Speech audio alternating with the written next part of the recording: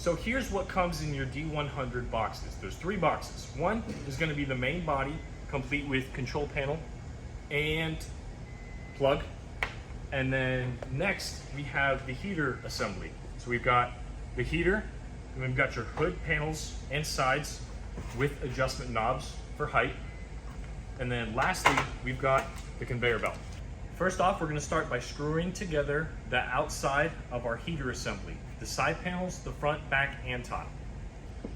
So now that we've put together the 4 pieces of the hood that hold our heater, we now need to install the brackets onto the heater so that the casing can hold it. So here's the actual heater core for the D100, and here's the bracket that holds it to the casing.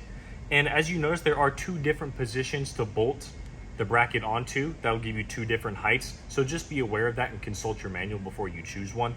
So now that we have the brackets attached to our heater core, we now need to drop this into the casing.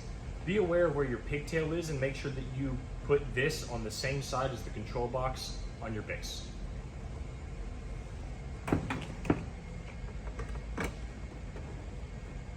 And now that we've got the heater core dropped into the casing, we now need to install these 2 retention bars to keep the heater core in place.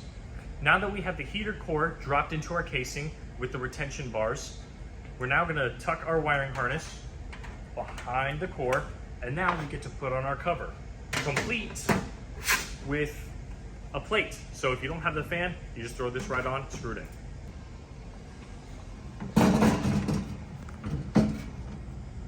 Now that we have the heater on our base, we now need to connect the electronics. It's super simple. Green to green, white to white.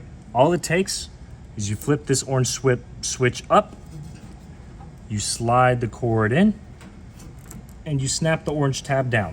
Now it's connected. So now that we've got all 3 connectors connected, we now need to slip over this heat resistant cover so that they don't get damaged, don't get hurt. And then we have this metal panel that we're going to screw on to keep them safe.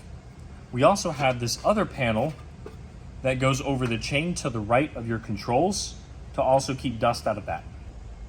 In order to put this cover on, we're first going to slip these little tabs into the corresponding holes underneath the chain.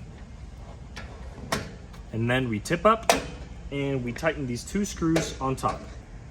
Now that we've got everything else together, we're now going to install the belt. Now that we've got our belt together, let's talk about some ways to make it easier for those that might have a little trouble doing this. It can be tricky, especially putting in that long wire throughout this whole zipper. What makes things easier is you'll use a pair of pliers, and you'll just, here, I'll pull it out for demonstration.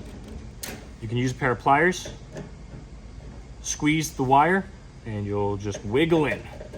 You see how it goes in? You can do this by yourself. Now that we've got the belt attached, we now need to put in the belt retainers. They go on the left and right side of the machines, like so. We're going to check the heat, make sure that it turns on and warms up, and then we're going to check the belt to make sure that it moves. If everything works correctly, you're ready to rock and roll.